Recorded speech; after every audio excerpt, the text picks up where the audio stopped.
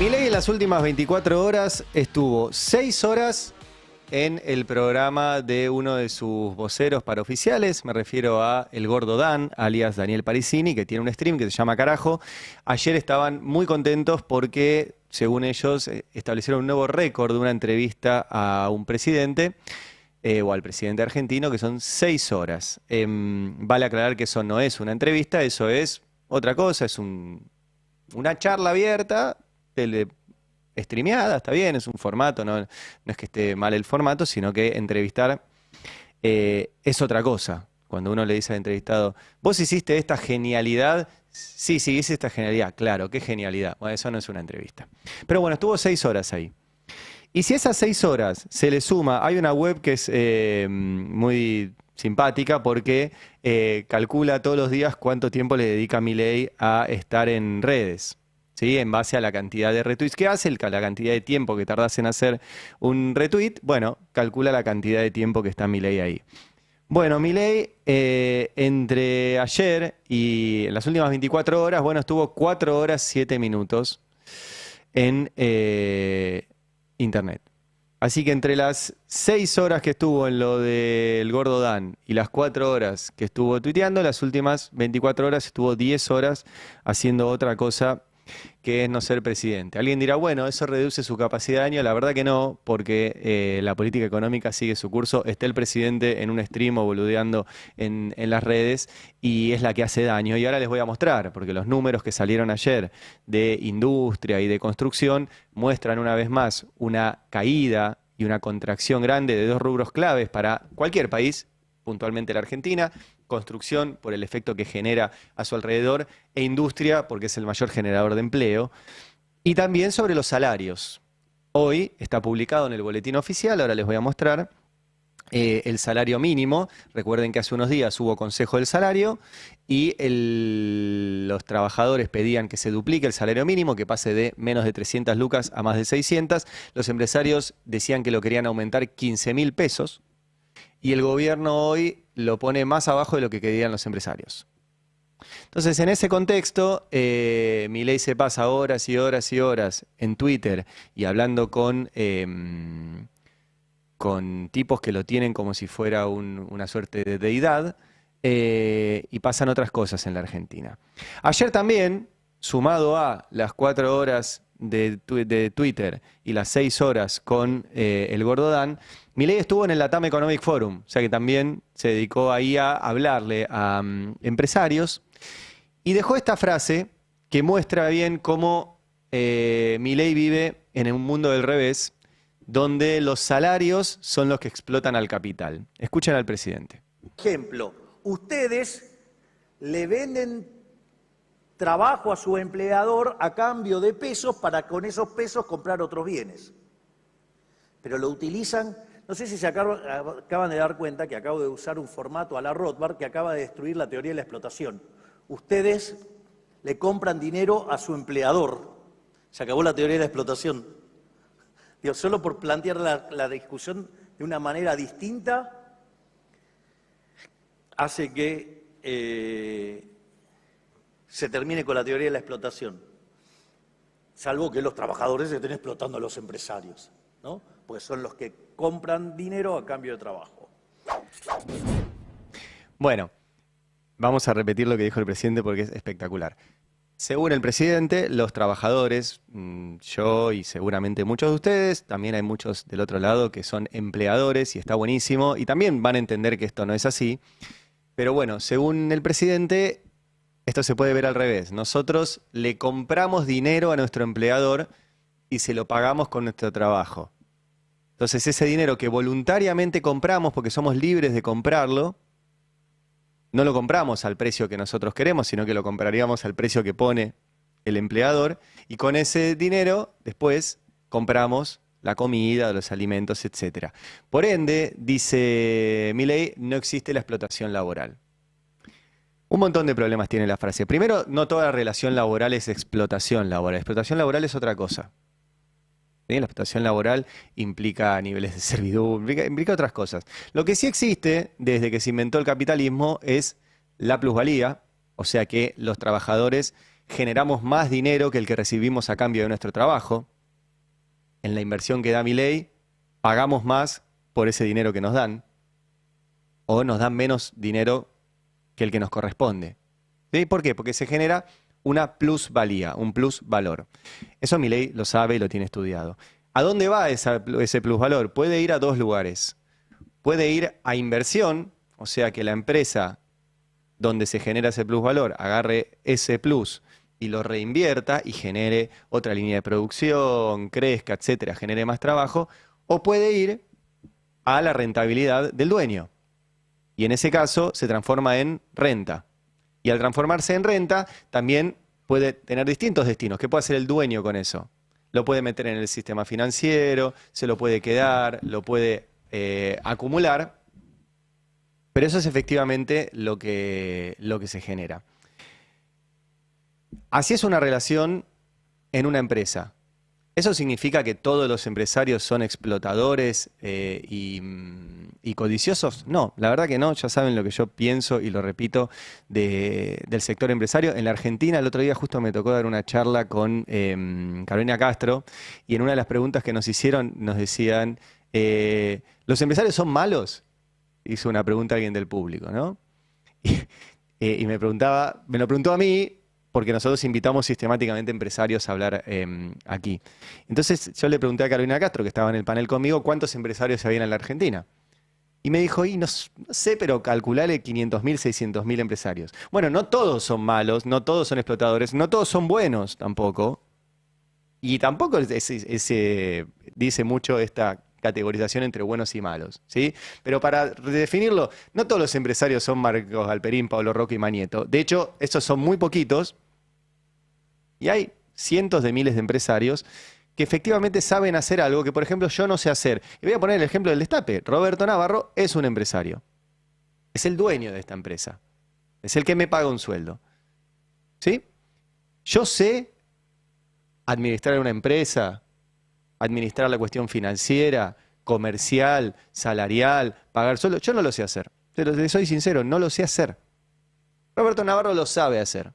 Y la verdad que ha demostrado que lo sabe hacer bastante bien, porque pasamos de ser una empresa con 40 trabajadores a una empresa con 300.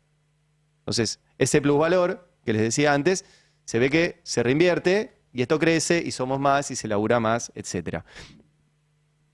Entonces, hay un rol empresario y hay un rol trabajador y hay una relación trabajo-capital que existe, que tiene que ser más equitativa, que tiene que ser más justa. Por ejemplo, nosotros les hemos contado muchas veces, acá en el portal del Destape, cuando el portal tenía márgenes de crecimiento muy altos, había un reparto del excedente que generaba ese crecimiento del portal. Había un reparto de las ganancias entre los trabajadores. Hay. Digo porque hubo una época que crecimos muy rápido y la verdad que eso estuvo buenísimo porque se repartía esa guita. Y existen distintos tipos de relaciones. Ahora, que los trabajadores estemos explotando al capital, no es lo que pasa. Y tampoco los trabajadores somos simplemente un costo para el capital. Yo por lo menos no conozco a ningún empresario que regale sueldos. O a ningún empresario que contrate a alguien simplemente por ser altruista. Conozco empresarios que invierten en contratar a un trabajador porque esperan ganar dinero. Y está bien, es el rol de un empresario. Espera ganar dinero con el producto de trabajo de ese trabajador. Por ende es una inversión el salario, no es un costo. Los empresarios invierten en trabajadores, invierten en materiales e invierten en infraestructura para ganar dinero, no porque sean altruistas. Si lo pudieran ganar de otra forma, lo harían de otra forma. La forma de ganar dinero es que tus trabajadores generen dinero. Bueno, Milei les decía esto a los empresarios ayer en el LATAM Economic Forum. En un contexto donde, vamos a repetir, el gobierno dice los salarios reales crecen y la verdad es otra. Ayer salió un gráfico muy interesante de Ecolatina, que se los muestro, donde por un lado está el promedio mensual de aumentos salariales y por el otro la inflación. Y lo que se ve es que hubo algunos pocos meses que los aumentos salariales desde agosto acá estuvieron un poco por encima de la inflación. Acá estamos hablando de registrado privado, ¿eh? Y a partir de este año, la inflación se va para arriba y el promedio mensual de aumentos salariales se queda más abajo. ¿Qué significa esto? Que los salarios estamos perdiendo de vuelta con la inflación. Salario privado registrado con paritarias. Si vos a esto le pones salario de empleados públicos o el no registrado, el número se va mucho más abajo. Y esa diferencia entre inflación y salarios es transferencia de capital. Siempre la inflación es puja distributiva. Es quien se queda con un pedazo más grande o más pequeño de la torta. Si tu salario aumenta más despacio que la inflación, estás perdiendo porciones de torta. Si tu salario aumenta más rápido que la inflación, estás ganando porciones de torta. Y si tu salario aumenta a la misma velocidad que la inflación, estamos manteniendo el reparto de la torta. Bueno, no se está manteniendo. Estamos de vuelta transfiriéndole. Hay un cálculo que les he mostrado ya varias veces que hizo el Centro Cifra, de que esa diferencia entre salario y no solo inflación y productividad, lo que muestra es que la productividad bajó, pero los salarios bajaron muchísimo más. Por ende, los trabajadores producimos más y nuestro salario no aumenta. Esa diferencia entre productividad y salario es transferencia también de salario al capital, que supera los 120.000 millones de dólares en los últimos años. Si quieren ir a buscar plata, como están queriendo buscar plata, la pueden buscar ahí. En todos esos miles de millones de dólares que ha acumulado el capital, a costa de bajar salarios y mantener productividad. En medio de esto, y de que Milei dice que la explotación laboral no existe, estaba la discusión sobre el salario mínimo. Hace buenos días hubo Consejo del Salario Mínimo, en el que participa el sector sindical organizado, la CGT y la CTA. No participan otros representantes de trabajadores, por ejemplo, la economía popular, etcétera. Y participa una parte del empresario. La Unión Industrial, los bancos, etcétera, no participan, por ejemplo, las pymes. Digo esto porque el Consejo del Salario es otra de las cosas que hay que retocar a futuro. Pero tenían que discutir el salario mínimo, que está rozando las 300 lucas. El sector trabajadores pidió duplicarlo, pasarlo arriba de 600. El sector empresarios ofreció 15.000 pesos, un aumento del 4%, llevarlo a 310. Bueno, hoy, como no se pusieron de acuerdo, el que lauda es el gobierno, que interviene. Eso de que el gobierno es claro que interviene. Acá decidió en favor de uno de los dos. Bueno, ¿cuánto dio el salario mínimo hoy? Vamos a mostrarlo en el boletín oficial. ¿Sí?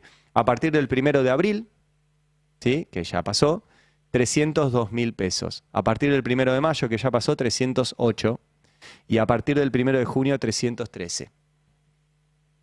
O sea que el gobierno laudó no en favor de los empresarios, empeoró lo que pedían los empresarios. Lo empeoró. Así que a partir del 1 de mayo, que es el mes ahora que estamos cursando, el salario mínimo es de 308.200 pesos. ¿Qué significa esto? Bueno, que tenemos el peor salario mínimo real en 30 años y va a empeorar. Este gráfico del Centro Cifra muestra la evolución del poder adquisitivo del salario mínimo vital y móvil desde el 94 hasta hoy. Es un gráfico que yo muestro mucho porque es muy significativo de lo mentiroso que es el modelo económico de Milei, que se basa en lo mismo que el modelo económico de Menem. Un dólar barato como excusa para frenar la inflación y que eso es la solución de todos los problemas. Bueno, Menem tuvo dólar barato, 1-1, y frenó la inflación. Efectivamente frenó la inflación. Y lo que hubo fue aumento de la pobreza, aumento de la indigencia, aumento de la desocupación, destrucción de la industria nacional, y todo explotó cuando terminó la década menemista.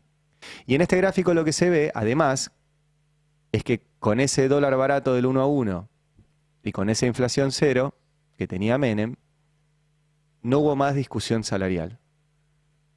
El salario se quedó como estaba, incluso bajó un poco. Después vino el proceso de los gobiernos peronistas, kirchneristas, donde el salario mínimo subió en su poder adquisitivo. Recuerden siempre, acá estamos hablando de poder adquisitivo, no el número nominal. No me digas, con Menem cobraba 200 pesos y ahora son 300.000. Lo que importa es para qué te alcanza. Siempre pongo el mismo ejemplo. Si vos cobras 100 pesos y la leche vale 25, podés comprar 4 leches. Si vos pasas a cobrar 150 pesos y decís, cobro más, pero la leche pasa a valer 50, podés comprar 3 leches. Lo que importa es el salario real, para lo que te alcanza, no el número nominal. Bueno, para lo que te alcanza, subió, si están viendo el gráfico, y si no se los cuento, subió sistemáticamente hasta el 2012, 2012-2013, el poder adquisitivo del salario mínimo. Y a partir de ahí empieza a bajar. Esto está tomando como base 100 el 2015, cuando termina el último gobierno de Cristina, pero que ya venía bajando. Por eso mi paper, nunca publicado en la Academia de Ciencias Políticas, es Gobierno que baja salarios, gobierno que pierde elecciones. Este gráfico va a ser la portada del paper, porque perdió las elecciones el peronismo, donde venían bajando, después de haber subido un montón, pero apenas bajó un poquito, perdió las elecciones. Vino Macri y lo bajó, ¿sí? 25 puntos el poder adquisitivo del salario mínimo, y perdió las elecciones. Y vino Alberto y volvió a bajar el poder adquisitivo del salario, lo bajó 10 puntos más y volvió a perder las elecciones. Y vino Milei y lo tiró a un precipicio el salario. Y hoy estamos peor que en los 90. Tenemos el peor salario mínimo en 30 años. Con lo cual, si la tesis de mi paper nunca publicado se confirma, va a perder las elecciones, porque baja el poder adquisitivo de los salarios. Milei dice que no, dice que él es maravilloso, y ayer, dentro de las 6 horas que estuvo conversando con el Gordo Dan, les tocó justo la asunción del nuevo Papa, del Papa León XIV, un Papa que era muy cercano al Papa Francisco. Y Milei obviamente habló de esto, y no solo habló de esto, sino que dijo que el Papa Francisco era mileísta. Escúchenlo. Sí. Lo cual, digamos, también eso ayuda mucho a entender, digamos, lo que hacía, por qué lo hacía. Y lo otro que de Pablo dice, en el ámbito de la administración, digamos, era mileísta. Digamos, ¿cómo es eso? Déficit cero, bajó gastos a lo loco, puso las cuentas en orden, o sea... Del Vaticano. Sí, era un... Claro, es el jefe de Estado del Vaticano. Era un ortodoxo recalcitrante. Le dio la motosierra. Claro, le dio la motosierra como loco. O sea que entonces uno, cuando va entendiendo esas características, se hace más fácil. Después nosotros teníamos cierta regularidad de diálogo. En general yo no lo molestaba porque había que llamarlo a un teléfono fijo, entonces a mí me parecía eso un despropósito. O sea que según Milei, un papa austero que decidió no utilizar todos los beneficios o comodidades que tiene ser papa, y decidía vivir en una habitación modesta y usar unas zapatillas modestas y tener como ejemplo austeridad, es lo mismo que un gobierno que se corre de sus responsabilidades en salud, en jubilaciones, en educación, en ciencia, y que cuando alguien va y reclama, ahí sí no hay austeridad para reprimir. Nunca se vio al Papa Francisco quitarle los alimentos a las personas que lo reciben de parte de la Iglesia. Sí se lo vio al gobierno de Milei quitarle los alimentos a millones de argentinos. Ayer estaba, lo acompañó, no sabemos por qué, pero la ministra de Capital Humano estuvo con el presidente las 6 horas mientras estaban ahí charlando con el Gordo Dan. El Papa Francisco dijo que era un crimen quitarle la comida a millones de argentinos. Y además, no solo no es cierto, y lo cuentan quienes frecuentaban al Papa Francisco, lo enojado que estaba el Papa Francisco, por ejemplo, cuando este gobierno tomó una decisión que materializó esta semana, que fue la eliminación del FISU, el Fondo de Integración Sociourbana, que era básicamente la posibilidad de integrar los barrios populares a la urbe donde están. Un proyecto hermoso que conducía a Fernanda Miño, a la cual demonizaron, denunciaron, la persiguieron, la apretaron a ella y a su familia. Y con la excusa de que había corrupción cerraron un plan que tenía el apoyo del Papa Francisco y que implicaba justamente eso, la integración sociourbana de los barrios populares que ya están registrados en la Argentina en una política que es ejemplo a nivel regional, el RENAVAP, el Registro Nacional de Barrios Populares, y el Papa Francisco apoyaba eso. ¿Qué hizo Milei? Lo desfinanció y ahora lo cerró. Y también el Papa Francisco decía que había que invertir, no pasar la motosierra, invertir en justicia social y no en otras cosas. Mirá. Me hicieron una represión, un filmado de una represión, hace una semana, un poco menos quizás. Obreros, gente que pedía por sus derechos en la calle.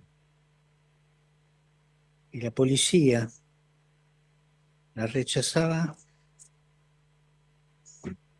con una cosa que es lo más caro que hay. Ese gas pimienta de primera calidad. Y no tenían derecho a reclamar lo suyo, porque eran revoltosos, comunistas. No. El gobierno se puso firme. En vez de pagar justicia social, pagó el gas pimienta, le convenía. Ténganlo en cuenta eso, ¿eh? En vez de pagar justicia social, pagó gas pimienta. El Papa mileísta, según Milei. Bueno, también era un Papa que hablaba en contra de la especulación financiera y un montón de cuestiones. El otro día lo charlábamos también con el padre Paco, que es uno de los que sistemáticamente es reprimido en estas movilizaciones porque él va a acompañarlos. Y justo Beldic le preguntaba, ¿es cierto lo que dice Milei de que el Papa, de que le prometió al Papa y el Papa estaba de acuerdo que iba a sacar a millones de personas de pobreza? Y el padre Paco dijo, de ninguna manera, y el Papa no hablaba bien del gobierno de Milei en privado y, como les mostré recién, tampoco en público, en las formas que tenía el Papa para decirlo. Ayer también, dentro de las 6 horas que estuvo Milei ahí en Carajo Stream, habló de la economía, del empleo y de los sectores que están sufriendo las políticas económicas de Milei. ¿Qué dijo? Proteger a un sector, ¿qué significa? Que entonces vas a estar pagando por encima del valor de mercado. Y te dicen, no, pero es para cuidar empleo. Eso es falso. Porque en realidad, si ese sector que vos estás protegiendo va a la quiebra, quiere decir que vos vas a pagar por ese bien mucho menos. Y te van a sobrar recursos para gastar en otros sectores y vas a generar fuente de trabajo en otro lado. Es decir, lo que vos vas a tener es que cuando te ingresen todos esos dólares, ¿sí?, los que estén vinculados al sector transable y no sean competitivos, y sí, van a estar complicados, pero los competitivos sí van a funcionar. Y lo que vos vas a tener es una expansión fenomenal, digo, porque toda esa guita que le entra a esos tipos, ¿qué van a hacer con esa plata? Una se la pueden consumir, entonces van a generar expansión donde vos consumís. Claro. Otra de la que pueden hacer es ahorrar y va a haber alguien que va a invertir. Claro. Otra cosa que vos podés hacer es, te los comés, con lo cual, digamos, genera la deflación y, digamos, se benefician todos con precio más bajo. Lo que vos vas a tener en esencia es que todos esos recursos, o sea, van a fomentar que tu sector no transable se expanda. Lo que nunca te cuenta Milei, que él lo sabe porque es lo que hace, es que es el Estado el que decide qué sectores son competitivos o no. Siempre, el gobierno de Milei también decide qué sectores son competitivos. ¿Qué decide? ¿Que sea competitiva la especulación financiera? La especulación financiera en Argentina es recontra competitiva con el mundo. Los retornos en dólares que dio la bicicleta financiera en la Argentina no existen en el mundo. Los negocios que pueden hacer con estos dólares con los cuales nos endeudaron a todos y que hacen día a día con información privilegiada, no existen en el mundo. El gobierno decide siempre. Y no solo el gobierno argentino, los otros países deciden cuáles de sus industrias van a ser competitivas. El gobierno de Milei decide que nuestra industria no sea competitiva. Mantener un dólar barato para que sea competitivo el negocio financiero y no el negocio productivo. Eso es una decisión de Estado. No es mágico. No es un fenómeno meteorológico. Es una decisión. La diferencia es que la industria emplea mucha más gente. Por eso hay que protegerla. Después hay que discutir los precios internos, sí, claro. Después hay cosas que acá estaban muy caras, sí, obviamente. Pero que desaparezca la industria argentina no va a hacer que las cosas sean más baratas. Van a venir de afuera y te las van a cobrar más caro los de afuera. Y no vamos a tener laburo en la Argentina. El ministro de Economía, Luis Caputo, ayer dijo que también, que todo va bien y que vamos a recontra crecer en los próximos 7 años. Mirá. En números. Miren, si la economía por los próximos 7 años, hasta Dios quiera 2 mandatos del presidente Javier Milei, crece al 6%, ¿sí? Nosotros vamos a poder estar bajando impuestos aproximadamente a razón de 1,5 puntos de producto por año. Esto es el equivalente a devolverles al sector privado 420.000 millones de dólares en los próximos 6 años y medio. 7 años creciendo al 6%. Acá me apuntaba Can Devoto que nos van a venir los chinos a preguntar cómo hacemos. Nos van a tener envidia. Qué sé yo. A este ritmo va a ser muy difícil porque, por ejemplo, ayer lo contábamos hace un rato, pero lo repito, llegaron los números de producción industrial y de construcción. No vendría pasando esto que dice el ministro Caputo. Vamos a mostrar lo que publicó Dani Steingart de producción industrial. Dice, la producción industrial cerró el primer trimestre de 2025 con números para el olvido. Para el olvido. Algunos datos para entender por qué. 1, más importaciones, misma demanda interna. El consumo interno se mantuvo relativamente estable, pero las importaciones aumentaron un 17%. Eso se debe en buena medida a la apertura comercial y a la apreciación del tipo de cambio, que abarata los productos importados y de los bienes a costa de desplazar producción local. Por eso, lo que dice el presidente no es cierto. El presidente toma la decisión de qué sectores son competitivos. Segundo punto, marca Dani Steingart.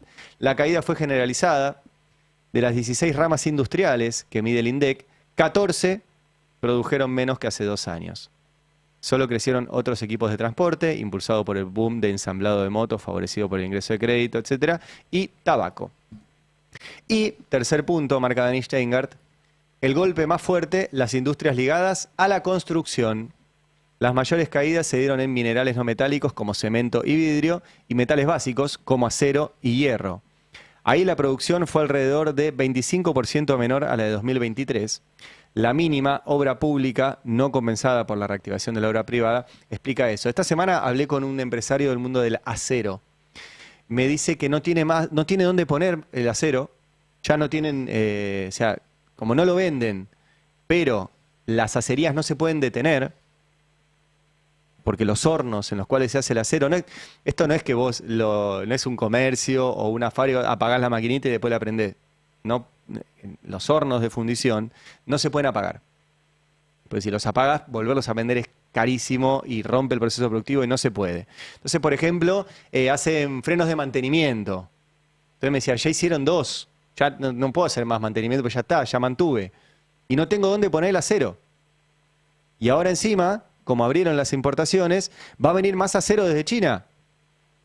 Entonces no solo no tengo dónde ponerlo, sino que no voy a poder competir con lo que venga por este dólar barato. Miles de puestos de trabajo se van a perder. Miles. Por esto. Ayer salió también el IPI manufacturero, el índice de producción industrial manufacturero, que lo mostraba hace un rato Cande, donde ya se empiezan a ver el 4,5% de caída intermensual que tuvo. Y los números positivos del 5,2 y del 6,1 son en relación al marzo de 2024, que fue el marzo de Milei, que estaba todo hundido. Sí, bueno, mejoró un poquito después de esa situación catastrófica. Y aún así hay una caída intermensual.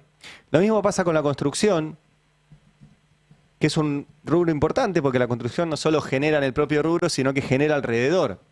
Se calcula que por cada trabajador de la construcción que hay uno más, ¿sí?, de algún otro rubro alrededor de esa construcción. Bueno, ahí vemos la caída también del 4,1% intermensual. Y como esto se traduce, le estoy robando mucho de lo que trajo Cande para mostrar hoy, en que como los salarios no son como explotamos nosotros a los empresarios y no vienen aumentando, alcanzan para menos. Entonces bajan, por ejemplo, consumos básicos como el de carne. Ahí tenemos, seguimos año a año bajando nuestro consumo de carne vacuna. ¿Sí? Ya desde el 2015 bajamos 10 kilos de carne al año. 10 kilos de carne, sistemática la caída. Y ahora estamos en el peor consumo de carne, que es algo muy nuestro. O sea, ¿qué comemos ahí? Comemos carne. ¿Y por qué? Porque teníamos carne rica, por nuestras vacas, por nuestra pampa, porque, bueno, ya no. Ya no. ¿Qué quiere el gobierno que hagas con esto? Bueno, ayer el ministro de Economía, en el LATAM Economic Forum, volvió a decir que entonces, como no te alcanza el sueldo, si es que tenías dólares abajo del colchón, los saques para hacer tus gastos corrientes. Mirá. Profundizar este proceso de remortización también es que vamos a estar, como dije hace unos días, propiciando una remortización también en dólares. ¿Por qué? Bueno, porque estamos en competencia de monedas y porque la gente tiene un montón de dólares. Entonces no es necesario imprimirlos. Hay 200.000 millones de dólares en los colchones, entonces tranquilamente, digamos, ¿por qué no usar esos dólares que ya la gente tiene? Entonces, eso va a ayudar a la economía, como dije antes, a que, digamos, sostenga este nivel de crecimiento o incluso lo pueda elevar. No voy a dar detalles de lo que van a ser esas medidas, pero que, bueno, esperamos estar anunciándolas pronto. Ya lo repite. Él va diciendo lo mismo todos los días, pero bueno, vale aclarar. La Argentina no imprime dólares. Por las dudas, si hay alguien que quiere imprimir dólares, va a tener un problema con el gobierno de los Estados Unidos, los imprimen ellos. El segundo tema es que no había ya problemas si querías usar dólares ahorrados para comprarte algo en tu vida cotidiana, porque ibas, los cambiabas y lo usabas. Tenías 100 dólares, como es el ejemplo que da el ministro. Te querías comprar unas zapatillas, que hay zapatillas que valen 100 dólares o más en la Argentina. Bueno, ibas y te comprabas las zapatillas.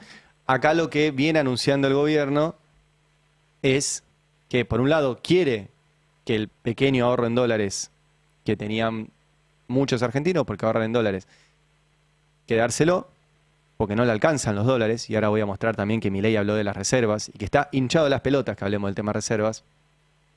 Lo lamento, pero es un tema importante. Pero también, como ya hemos mostrado muchas veces, lo que están haciendo es convertir a la Argentina en el paraíso del lavado de dinero. Y ayer lo dijo el ministro, y lo dijo el presidente, que habló después de él y repitió lo mismo. Mirá. Entonces es cómo hacemos para monetizar la economía. Miren, en los colchones los argentinos debemos tener o 200.000 millones de dólares, o 300.000 millones de dólares, o 400.000 millones de dólares, según a quien le pregunten qué hace la estimación.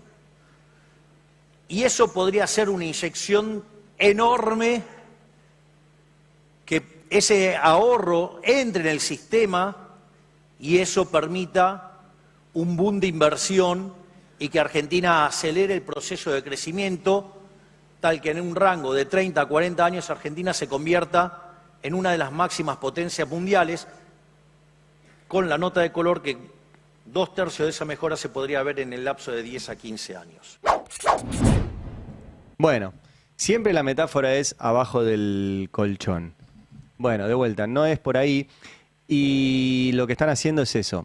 Vamos a ver cómo lo instrumentan. Repito, cualquier blanqueo de forma impositiva tiene que pasar por el Congreso. Por eso es importante la elección de este año. Por eso el FMI le hizo el principal aporte de campaña al gobierno de este año, que es una megadeuda impagable, para ver si llegan con alguna chance electoral. Y el problema no sos vos, si tenés 100, 200, 1.000 dólares que lograste ahorrar, sino el problema son los caputos, que según su declaración jurada tienen el 99,99% de su dinero afuera del país. Además de que su declaración jurada yo dudo que Caputo tenga un patrimonio total de 4 millones de dólares como declara. ¿Sí? Sería interesante que la Oficina Anticorrupción revisara esto. Y hablando de dólares, ayer se dio este cruce, también al final de la exposición de Luis Caputo, donde Darío Epstein, ¿sí?, que estaba ahí oficiando de anfitrión, hicieron este paso de comedia, que la verdad que no es muy gracioso, pero vale la pena que lo vean y que lo escuchen. Pero bueno, si el termo no se toma mate, ministro. No tomo. Bueno, pero se lo puede dar a Kichilov. Si usted quiere, se lo da a Kichilov. Escúcheme, y tengo un mensaje para usted. Los muchachos que están allá en el fondo tienen locales en el 11 y me dice que eso de los $100.000 sin recibo y sin factura le funcionó siempre. El año que viene podemos cobrar en dólares directamente, ¿usted cree que sí? Vamos. Una duda. Gracias. Pero con factura. Pero con factura.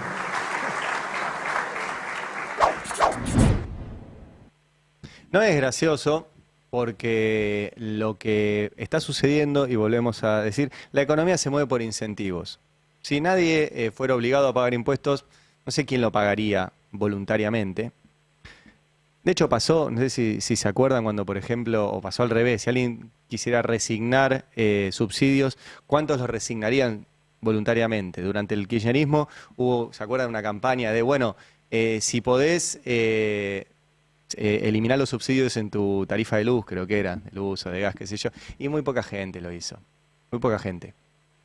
Y se los digo al revés, o sea, un gobierno con muchísimo apoyo que decía, che, resigná tus subsidios, y la verdad que no funcionó.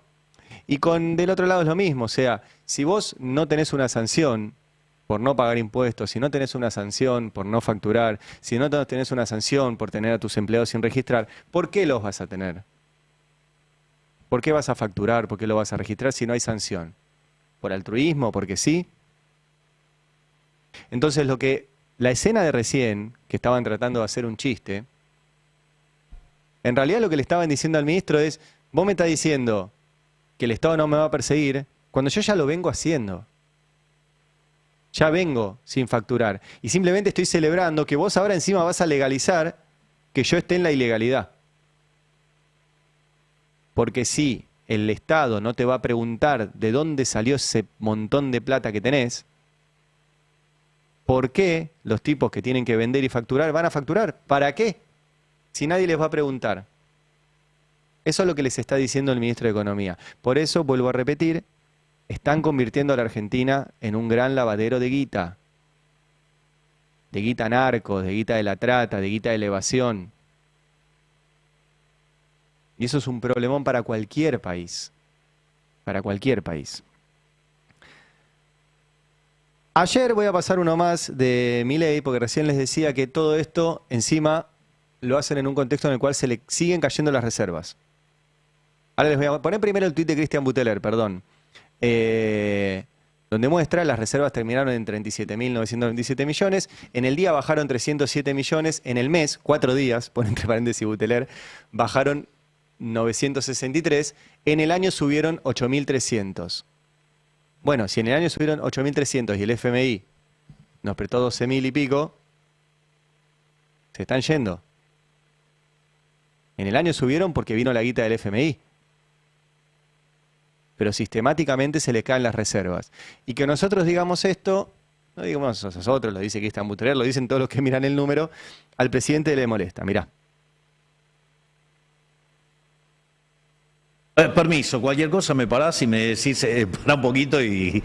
Digo, ¿están la manga de mandriles infradotados? Sí. Hinchando las pelotas con con las reservas, con las metas de reservas. A ver, manga de mandriles infradotados, se los contamos 1, 2 y 50.000 veces. Por más que el mandril Fernández Díaz, sí, digamos, que es una pluma de peluquería, o sea, hace fantasías con chimentos de peluquería. Sí. Lo que pasa es que dice, que él tiene una trayectoria prestigiosa de 40 años. Y sí, porque antes no había, digamos, no te lo confrontaban. Ahora las mentiras, digamos, o sea, eso No es lo había redes interesante sociales. de las redes sociales, ¿no? Digamos, estos mandriles mentirosos, no sé, como Sobrado Mandrelli, no, Mandrelli. ¿cómo era? Marcelo Marcelo Mandrelli. Mandrelli. Claro, exacto. O Pautino Rodríguez, o María Pauta Santillán, Sí, claro. o Marina Dalpifieto. Mandrilesio. Sí, Mandrilesio. Dalpifieto. Dalpifieto, Carmelián, digamos, todas esas mangas de pifiadores. La tienen adentro. Bueno, eso, digamos, A título personal a como título ciudadano. tuyo. Yo solamente me meto con el error sistemático Sí, sí, de esa gente. Que siempre para el mismo lado. Siempre ¿no? para el mismo lado. Exacto. Fíjate, digamos, ayer cómo, digamos, Gonzalo Asís vuelve a pifiar hacia el mismo lado. La misma porquería que cuando fue lo de, ¿se acuerdan lo de Mar a Lago? Que no apareció que se empezó a mofar, que no iba a ir, que no iba a tener foto en CIPAC, que me quería robar una foto. Que no después, iba a haber un encuentro con Donald Trump. Claro, y después que hubo una bilateral. Exacto. Digo, Que la subió a la Casa Blanca, de hecho. Claro, ahora qué raro, ¿no? Ayer se sumó, digamos, también a la opereta, igual que Claudio Saboya, igual que Sheikman, o sea, Sí, claro. son siempre lo mismo, Pero, digamos, perdón, o sea, lo que Estado los- siempre. Después salió, Están siempre lo mismo. en ese caso que vos decís puntual, después el tipo salió a pedir disculpas por haber cometido una equivocación. Y como vos decís, no puede ser, flaco, que siempre te equivoque para el mismo lado. Una vez por semana por el mismo lado. Entonces siempre. ahí te da la pauta de que efectivamente no se trata de una equivocación. Exactamente. Bueno, es muy difícil, no voy a entrar en la parte de los apodos y todo eso. Simplemente les quiero mostrar un gráfico que trajo Candevoto ayer, que es que, por más de que linche las pelotas, que hablemos de reservas y todo esto, lo que muestra este gráfico, ¿de quién era el gráfico? Perdón, así citamos bien, si sabemos, de CP. ¿CP es la consultora? Sí, la consultora. Ok, que dice uso del préstamo del FMI y vencimientos acumulados. Para resumirles el gráfico, si solamente el gobierno usa la guita que tiene para pagarle al FMI, en enero se termina. En enero. En enero próximo, no en enero del 2048. En enero del 2026 se termina si solamente la usa para pagarle al FMI. Si hay otras cosas, bueno, al FMI y a otros, tenemos ahí deudas en bonos, Club de París. O sea, si solamente la usa para pagar deuda, en enero se termina. Entonces, lo único que tuvieron fue un aporte de campaña que excede bastante, de hecho excede 50.000 veces el límite legal, y veremos si les alcanza. Cierro, ayer Milei estuvo 6 horas ahí en Carajo Stream, y buena parte de las 6 horas le dedicaron una vez más a agredir a lo que ellos ponen como periodistas. En esa bolsa meten a periodistas y meten a gente que no trabaja de periodista. Pero bueno, lo metieron. Y de vuelta, todo el tiempo haciendo chistes que no son chistes. Como por ejemplo así, arrancaron. Se nos dio, vos fijate que... Te hago una pregunta, porque te veo que estás ahí con una libreta. ¿Tenés ahí los nombres de los periodistas que tengo que meter en cana? No, Javi. Yo tengo un par, si querés. No, y de los funcionarios que tengo que echar. Digo, La nota que van a salir de esto. Yo sé que lo hacen a propósito, viste que si vos caes en todas las que te hacen, como dijo el otro día Agustín Laje, es clickbait y qué sé yo. No es clickbait.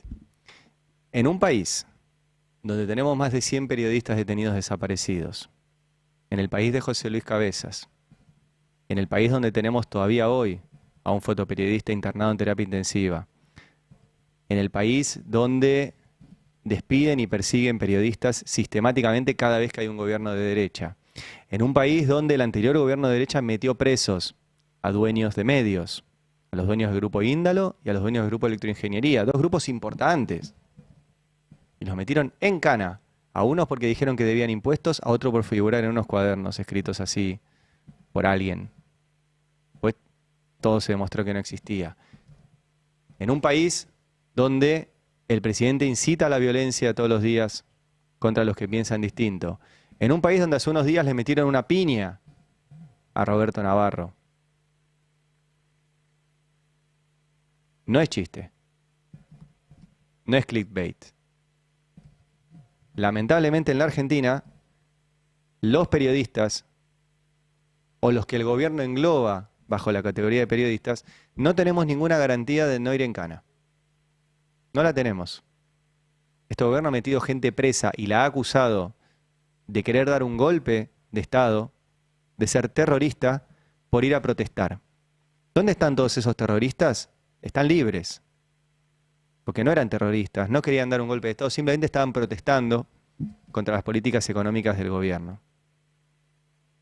Y a todos esos que protestó, lo metió en cana y los acusó de querer dar un golpe de Estado. Y a los periodistas también empieza a querer meternos miedo. Y esta sistematicidad lo que busca es la autocensura. Lo que buscan, al nombrarlos, al poner los apodos, es que los periodistas, los comunicadores, los que tenemos este lugar, que es un lugar de una responsabilidad importante, es que nos callemos para no figurar en esos aprietes públicos, que después en algunos casos se traducen en realidad, como le pasó a Roberto Navarro. No es lo que pasa todos los días, yo repito, no es lo que nosotros recibimos todos los días en los mensajes, en la calle, etcétera, pero puede pasar. Puede pasar. Y la verdad que no es cierto que estemos enfermos de literalidad, como también dijo el presidente ayer. Mirá. La verdad que con el déficit de IQ que muestran, que tienen un déficit de IQ severo. Sí, claro. Vos sabés que una de las cosas que yo me di cuenta, que estos tipos son tan precarios intelectualmente que ya suprimieron la metáfora y suprimieron la ironía. Entonces, claro, la conversación No es lo a un entienden nivel ahora, claro. muy rudimentario, no entienden. Personas literales. Claro, están enfermos de literalidad y obviamente que muchas veces de mucha mala intención. En otros casos la mala intención está alimentada por los sobres, ¿no? Por supuesto. Pero igual yo lo decía en serio, muchachos. No sé qué se creyeron ustedes. Nadie lo dudó. Así que estamos enfermos de literalidad. Bueno, explícale a la piña que recibió Navarro en la cara si eso es enfermedad de literalidad o dolió en serio. Explicarle a los periodistas que se quedaron sin trabajo perseguidos por este gobierno. Explicarlos a los que sufren aprietes todos los días y amenazas. Porque esa literalidad, una cosa es hacer chistes en un stream cuando sos un ciudadano. Igual es problemático e igual no tiene que suceder. Cuando sos el presidente, que tenés los recursos y la posibilidad efectiva de influir en mucha gente e incitás el odio, no hay nadie enfermo de literalidad. Lo que hay es un funcionario público importante como el presidente cometiendo un delito. Que como lo hace todos los días, parece que se naturaliza. Y nosotros no lo vamos a naturalizar y todos los días vamos a decir, che, esto es un delito, estás incitando al odio y no hay ninguna enfermedad de literalidad. Y uno más, porque ayer tuvo mucho tiempo, 6 horas, pero le dedicaron bastante a esto.